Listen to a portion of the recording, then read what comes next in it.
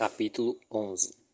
O barco com motor desligado e agora navegando apenas com velas, balança e oscila na água enquanto Zack consulta o mapa. Chegamos ao lago Ontaro, anuncia. Olho para fora, assim como os outros, surpresa com a vista que tenho diante de mim. Parece mais um oceano. As ondas são enormes e sacodem violentamente nosso barco lotado. Seguro-me com todas as minhas forças, rezando para que, depois de sobreviver a um ataque de loucos, não encontremos uma perdição na água. Adoraria? Odiaria me afogar como Logan. A chuva continua caindo e estamos todos completamente encharcados e tremendo. Nós temos que seguir em frente, avançando e colocando maior distância possível entre nós e os lobos. Durante todo o caminho, mantive os olhos bem alertas para loucos, para o nosso velho barco, para Emanuel, desesperado para salvá-lo. Mas, para o meu horror e culpa, eles não estavam em lugar nenhum. De repente, um som chega até mim, um som que vinha pressionando minha consciência e ficava cada vez mais forte a cada minuto. Yuhu! Disse Zack. Parece que temos perigo adiante. Encolhemos-nos para frente e olho o mapa. Ele está apontando para o lago, para algo. Leio. Cataratas do Niágara. Ah! Digo com apreensão. Era o som de água corrente. Esse era o som de água corrente, distante, cada vez mais próxima. É o testemunho dos perigos das cidades que o comandante e a General Rice achavam que seria mais seguro nos guiar pelas cataratas do Niágara do que fazermos o trajeto a pé por uma parte significativa da viagem. O que faremos? Pergunta Rian. É o único jeito de entrar no lago Erie, respondo. Toledo fica na margem oeste dele. Vamos ter que tomar cuidado. A tensão é insuportável. Nós não só temos que lidar com o mau tempo e a superlotação, mas agora temos que manobrar para passar além de uma cachoeira. Sinto a mão pequena e fria de Bri deslizar na minha. Tudo vai ficar bem, digo a ela. Depois olho para Rian, que está dirigindo o barco. Não vai? Ele assentiu sobriamente. Sua expressão não me enche exatamente de confiança. Não temos muita gasolina, acrescenta Rian, e vamos precisar de toda a energia possível para neutralizar as forças das cachoeiras, das cataratas, para chegar à margem antes que cairmos. Use tudo o que for preciso, digo a ele. Podemos navegar o resto do caminho. Só não deixe a gente passar.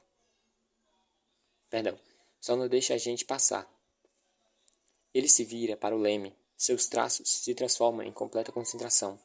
Abraço Bri perto de mim e sussurro uma oração silenciosa em voz baixa para ela. Ela enterra o braço em meu peito e fecha os olhos com força. Penélope senta-se no colo dela, tremendo por causa da chuva. O barco ronca, levantando água à medida que avançamos.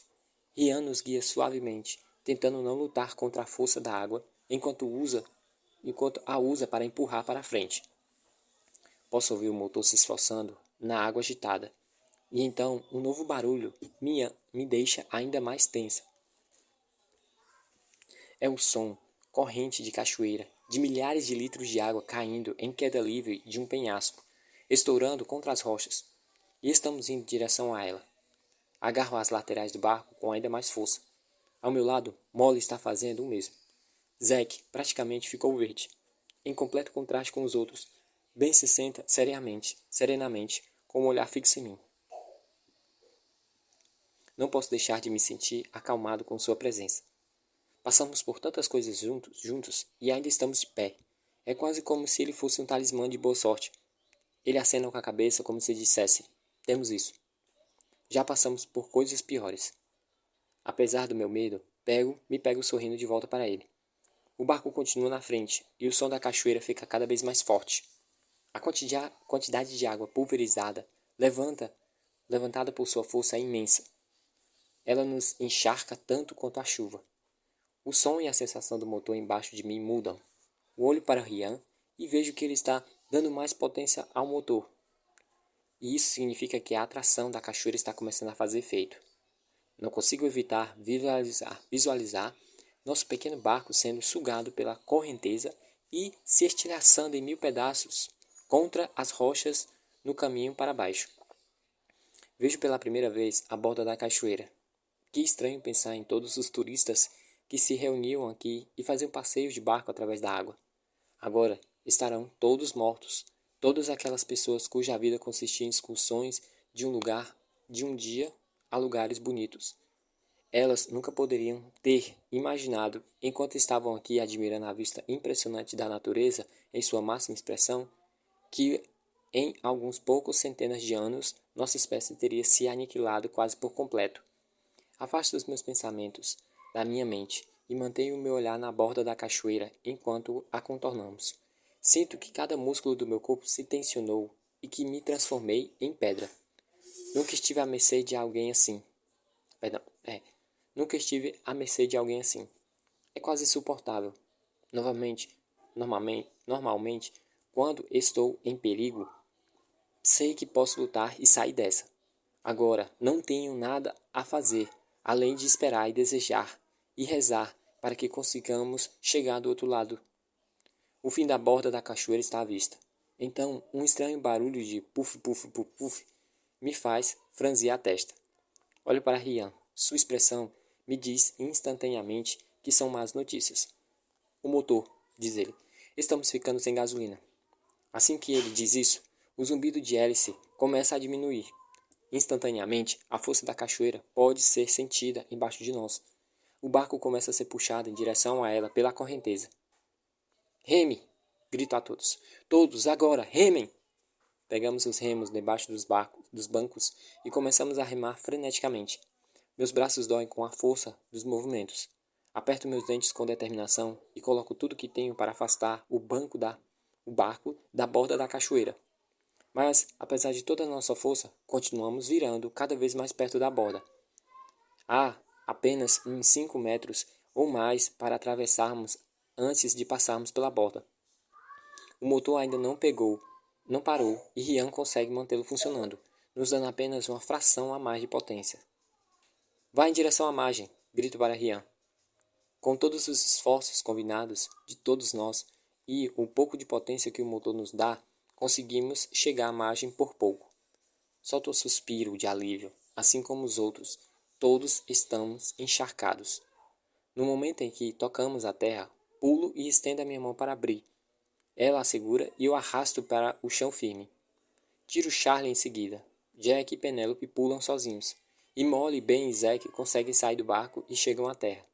Juntos, seguramos as cordas e nos agarramos com todas as nossas forças, e enquanto Rian dá um salto para a terra. E agora? Molly grita, lutando contra a força do barco. Agora puxamos o barco para a terra. Grito de volta. Ela me lança um olhar como se tivesse menos que animada. Mas não discute. Zack, Molly, Ben e Rian e eu começamos a puxar a corda com todas as nossas forças. Depois de remar por tanto tempo, os músculos dos meus braços gritam de dor. Mas continuo puxando. Finalmente, tiramos o barco da água e levamos para a faixa da terra. Caio para trás, exausta, dolorida e aliviada. Ainda estamos vivos. Quase não conseguimos acreditar. Essa foi por pouco, digo ao céu cinzento e chuvoso. O rosto de Ben aparece sobre mim. Vamos, diz ele, e estende a mão para mim. Eu a pego e deixo que ele me ajude a me levantar, mais uma vez tomado pela simples visão dele. Rian deve ter notado o jeito como eu olho para ele, porque me lança um olhar furioso. Ele provavelmente está pensando que foi ele quem salvou todas as nossas vidas, que foi ele quem veio comigo em primeiro lugar. E no momento, aqui estou eu, derretendo por Ben, o garoto que mal falou comigo durante 6 meses e me deixou. Sei que não é justo, mas não compreendo completamente meus sentimentos por nenhum dos dois. Zack pega o mapa que o comandante nos deu. Devemos chegar ao lago Erie, diz ele. Há 3 cachoeiras para passar nessa parte do lago. Não teremos gasolina suficiente para superar todas elas. Ele tem razão. Uma vez no lago Erie, podemos navegar até Toledo, mas não teremos força para passarmos por mais corredeiras. Apesar do nosso completo esgotamento, ninguém está disposto a fazer uma pausa, especialmente quando estamos em terra firme e completamente expostos. Todos nós sentimos muito mais confortáveis na água, onde as chances de ataque de loucos e traficantes de escravos são quase nulas. Além disso, estamos nos aproximando de Buffalo, que era uma cidade densamente povoada antes da guerra. Se houve alguma atividade de traficantes de escravos por essa banda, é lá que provavelmente a encontraremos. Caminhamos penosamente pela estrada, cansados, tremendo, encharcados até os ossos. Uma pausa seria bem-vinda agora, mas temos que seguir em frente. Além das crianças, todos nos revezamos para carregar o barco. É lá, é ele, perdão. Ele é pesado e com nossos músculos já doloridos, isso realmente começa a nos atrasar. Depois de uma hora de caminhada, estou completamente exausto. Tropeço e minhas pernas cedem sobre mim. Não podemos parar aqui, diz Zack. Buffalo está logo ali. Ele acena com a cabeça em direção ao horizonte, onde uma coleção de arranha-céus e edifícios altos formam uma linha no horizonte. Me arrasto para me levantar e começo a andar penosamente de novo. Para piorar as coisas, meu estômago está completamente vazio. Perdemos todos os nossos suprimentos quando os loucos roubaram nosso barco. Vamos ter que caçar em breve. Temos, antes que todos nós desmaiamos de exaustão. Mas fico dizendo a mim mesmo, ainda não. Quando tivermos passado por Buffalo e estivermos de volta na água, então poderei começar a me preocupar com as coisas como sono e sustento. A cidade se ergue diante de nós. Tenho uma sensação desagradável no fundo do estômago. Não é um sentimento que me diz que o perigo espreita por perto. É uma sensação diferente. É a sensação da morte, da ruína. A cidade está inteira vazia e deserta. Uma metrópole que um dia foi movimentada, foi deixada em decadência por causa de uma guerra sem sentido que matou todos os seus habitantes. A noite está começando a cair, lançando severas sombras pelas ruas, transformando as casas em esqueletos. Estremeço e cruzo os braços sobre o peito para me aquecer. Parece que não há nada aqui para se preocupar, diz Zack. A cidade abandonada é uma boa notícia. Significa que não há traficantes de escravos. Mas me faz pensar em pensamentos sombrios, deprimentes e sem esperança. E isso definitivamente não é bom. Quanto mais cedo sairmos de Buffalo, melhor. Por aqui, por aqui para chegar à água, diz Zack, apontando o mapa com as orelhas dobradas. Pegue, digo, aproximando-se de Han. Vou carregar o barco no próximo trecho. Ele troca comigo. Então Ben se aproxima e troca com Molly. Pela primeira vez, Ben e eu caminhamos juntos. Não dizemos uma palavra. Nunca tivemos muita necessidade de fazer isso. Sem que ele precise pronunciar uma única sílaba, posso perceber que o gesto foi simbólico. Um que diz que ele não me deixará mais, que caminharemos juntos para sempre. O pensamento me conforta. Chego à margem do lago e empurramos o barco para a água. Solto um suspiro de alívio completamente exausto. Lago Erie, anuncia Zack, como uma espécie de guia turístico, quando começamos a embarcar. 320 milhas até Toledo. Minhas pernas tremem de fadiga enquanto subo a bordo. As crianças praticamente caem no sono no segundo em que tocam conversa. Vamos ter que fazer isso em turnos. Então, digo, durma um pouco em turnos. Rian, por que você não dorme primeiro, já que nos guiou através das cataratas de Niágara e tudo mais? Esperava ver seu sorriso arrogante diante da minha piada, mas ele apenas me olha com olhos angustiados e aflitos. Percebo que suas últimas 24 horas foram provavelmente mais traumáticas da vida dele. Ele se tornou uma casca de si mesmo. Mas ele acena e aceita minha insistência. Apenas 20 minutos, diz ele. Então me acorde. Concordo, embora não tenha a intenção de acordá-lo por pelo menos 2 horas. Zack decide que também vai dormir no primeiro turno. Depois me viro para Molly. Você quer dormir no primeiro turno também? Pergunto. Ela olha para mim, para Ben, com um olhar curioso nos olhos. Percebo que ela não acha que seja uma boa ideia, Ben e eu ficarmos sozinhos. E me pergunto se é porque ela não confia nele ou porque suspeita que há algo entre nós e sente lealdade ao Rian. Seja o que for, ela finalmente concorda em dormir. Todos exceto Ben e eu se aconchegam no chão do barco, deixando nós dois para içar as velas e navegar em direção à extensão da água. Seguimos para sudoeste, mantendo as margens em nossa linha de visão a todo o tempo.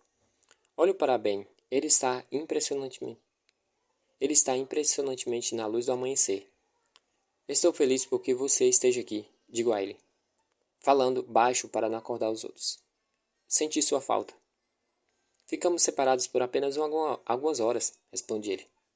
Não é isso que eu quero dizer. Ele olha para baixo, envergonhado, ao perceber que estou me referindo ao nosso tempo em Fort Knox e ao modo como ele me excluiu da vida dele. Por onde você andou? Pergunto.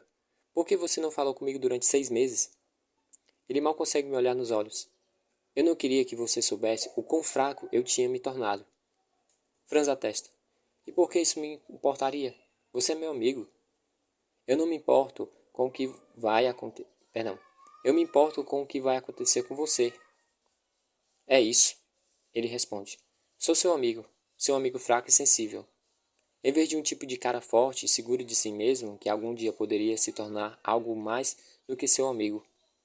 Seus olhos percorrem toda a forma adormecida de Rian. Você está me dizendo que me ignorou durante 6 meses porque estava com ciúme de Rian? Estou com raiva demais para falar. Não é só sobre Rian, diz ele. Também é sobre Logan. No momento em que chegamos a Fort Knox, você nunca mais falou sobre ele. Nem sequer dizia o nome dele.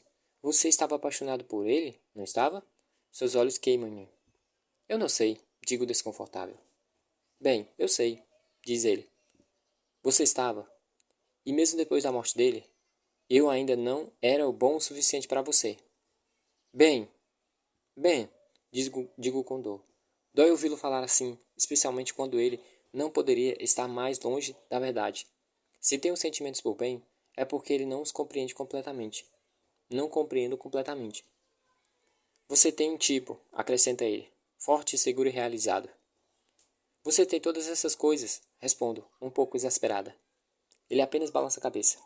Não importa. Agora conheço meu lugar, Brooke. Você... Porque você... Perdão. Porque, veja bem, tentei deixar você ir e não funcionou. Vim correndo atrás de você.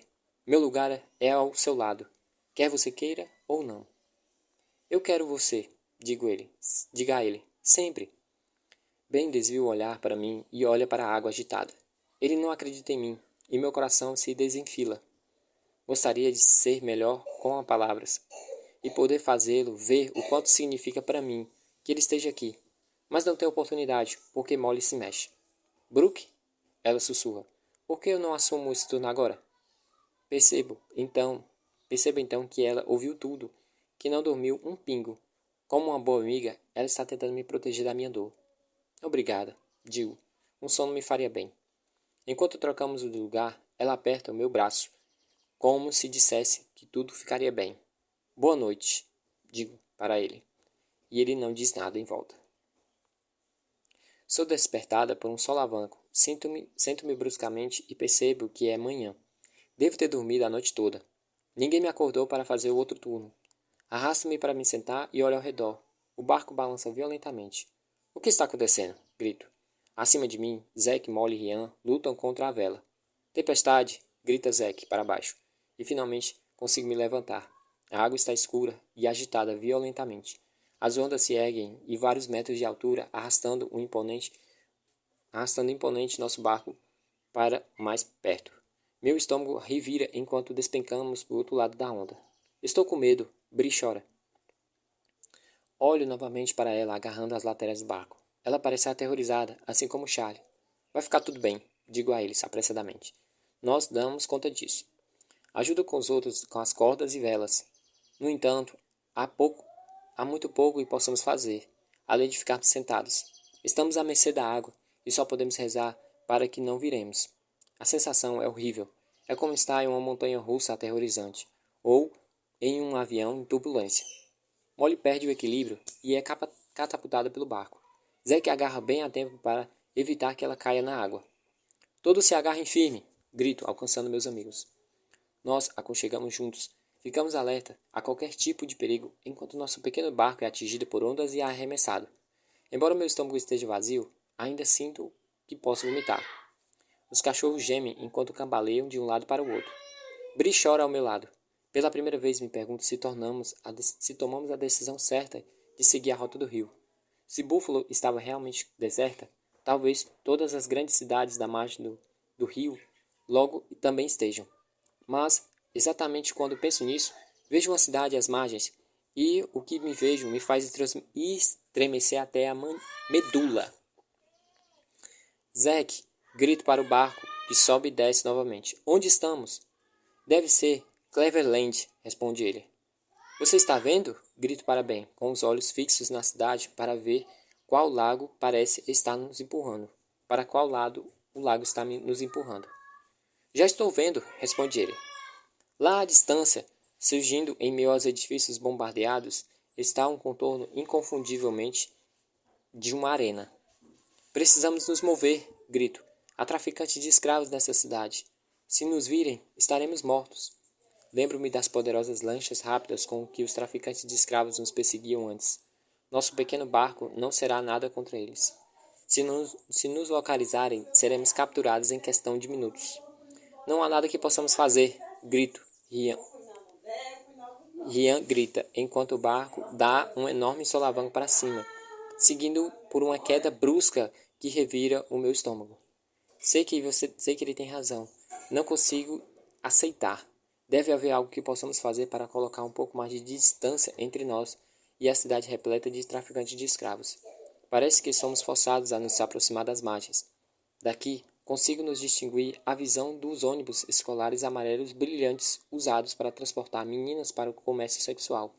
Estamos perto demais para o nosso confronto. Temos gasolina? Pergunto a Molly, que está sentada perto do acelerador. Ela tenta, e para meu alívio, pega o motor com um chiado. Deve ter sobrado um pouquinho, diz Ian. Bom, então, use. Ele impulsiona o barco para frente, afastando da costa e adentrando no meio do lago. As ondas aqui parecem ainda mais fortes, e com o movimento para frente do barco, parece que balançamos para cima e para baixo ainda mais violentamente. Charlie começa a vomitar em seu canto no fundo do barco. Brice segura a ele para consolá-lo. Vamos, Rian, estilo, desejando que ele vá mais rápido, para nos afastarmos da vista mais perigosa da cidade. E finalmente, a distância entre nós e Cleverland parece aumentar. Já não consigo distinguir os ônibus e os telhados dos edifícios que desaparecem no horizonte. A única coisa que nos resta em minha linha de visão é o teto enorme da arena. Exatamente quando as ondas começam a diminuir, o motor do barco finalmente chia até a morte. Somos patos sentados novamente. Só que pelo menos desta vez não estamos perto da perigosa cidade de Cleverland. Em vez disso, agora estamos mais perto do norte do rio Erie. Daqui podemos ver a cidade abandonada de Detroit. É outra grande cidade reduzida a nada além de escombros. Estremeço desesperadamente para chegar logo a Toledo e deixar para trás o perigo e o horror da destruição em massa. Mas tenho a sensação de que isso está apenas começando. Capítulo 12. Então, esta é Toledo? Digo, olhando para o porto decadente enquanto desembarcamos. Finalmente, tocamos a margem e desembarcamos. Parece estranho estar de volta em terra firme depois de tanto tempo no mar. Não tenho certeza se me sinto aliviada por estar fora das águas violentas ou ansiosa por estar de volta à terra firme. Olha ao redor. Toledo está mais ou menos intacta, mas completamente vazia. É uma cidade fantasma, assustadora, na pálida luz da manhã. O lugar é completamente deserto, que não posso deixar de pensar que os traficantes de escravos devem ter passado por aqui, eliminado todos os sobreviventes. O pensamento me faz estremecer. Zack consulta o mapa. É por aqui, diz ele, apontando para a frente. Todos paramos e nos viramos, e olhamos para o barco. Tenho sentimentos mistos, parece que estamos abandonando. Só posso esperar e rezar para que encontremos o trem em breve. E eu não posso deixar de sentir a sensação de vitória por ter chegado tão longe pela água.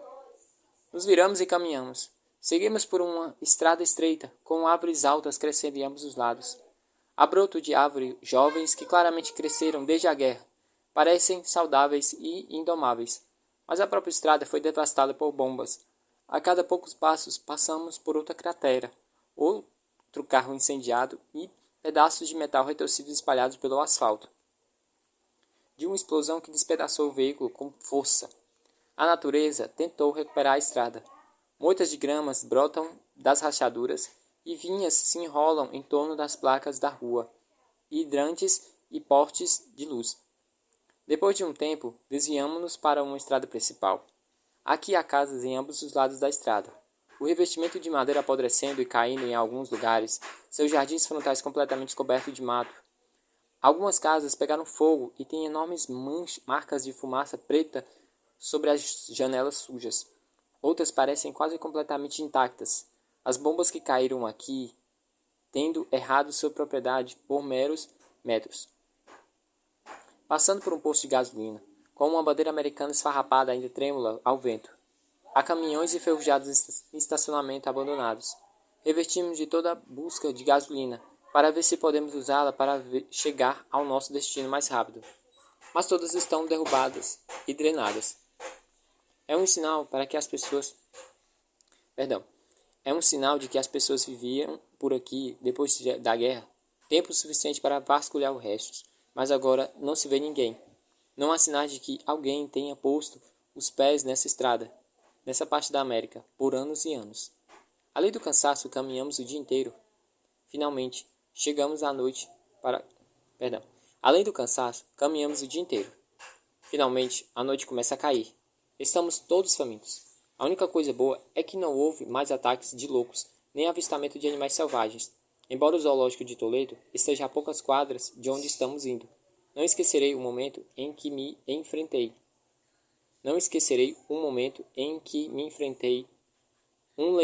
Enfrentei um leão selvagem que havia escapado do zoológico do Central Park. É uma experiência que nunca quero repetir. O ar está ficando carregado de poeira. As casas se tornam mais densas, assim como a destruição. Há ruas inteiras onde a fachada dos edifícios foram arrancadas, como se a porta de uma casa de bonecas tivesse sido removida. Explodiu toda a casa por dentro. Cada casa conta com uma história. Tudo que vale a pena foi saqueado. O edifício ficou em ruínas. O papel de parede cai das paredes. O gesso e a ficção caem do teto. As escadas desdobram. A natureza tenta recuperar o que foi tirado. Ratos alinham-se nas antigas casas da família, assim como pássaros. Estou ainda mais alerta do que antes. Qualquer lugar mais povoado é mais perigoso. Não há lugares para se esconder, mas também há mais chances de que as pessoas tenham sobrevivido à guerra e ficado para trás.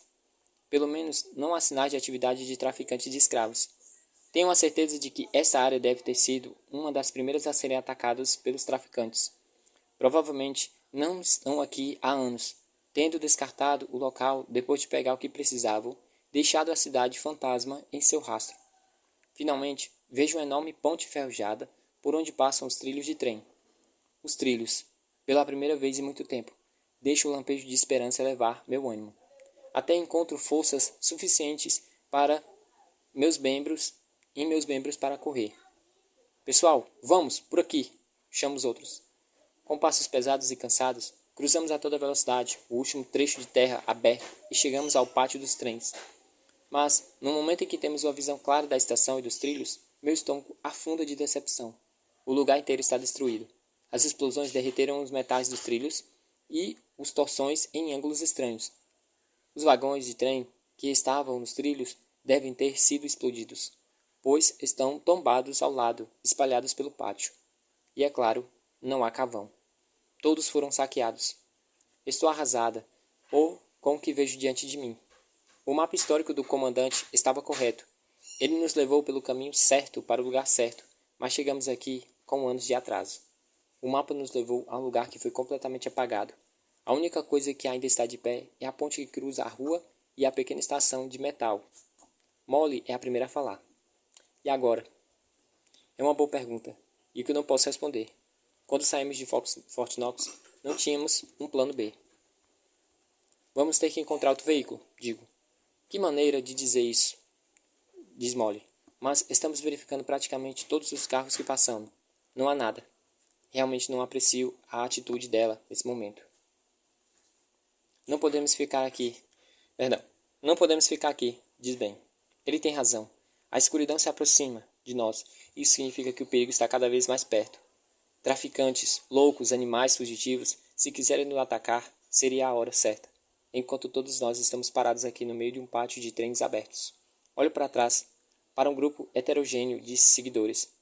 Bree e Charlie estão de mãos dadas. Parecem completamente exaustos, com as olhadas escuras sobre os olhos e bocas caídas.